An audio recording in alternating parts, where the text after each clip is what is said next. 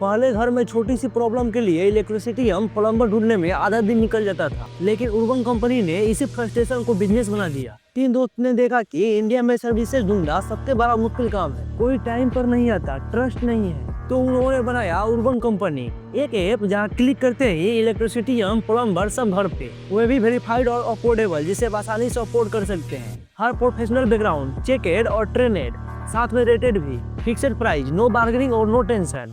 Urban company ने trust को business बना दिया। आज लाखों लोग की डेली लाइफ आसान कर रहा है, होम क्लीनिंग से लेकर प्लम्बर तक, सब कुछ एक ही ऐप पर। उर्बन कंपनी ने साबित किया कि सबसे बड़ा बिजनेस वही है जो सबसे बड़ी प्रॉब्लम को सॉल्व करता है। तो कमेंट करो, क्या आपने कभी उर्बन कंपनी का नाम सुना था?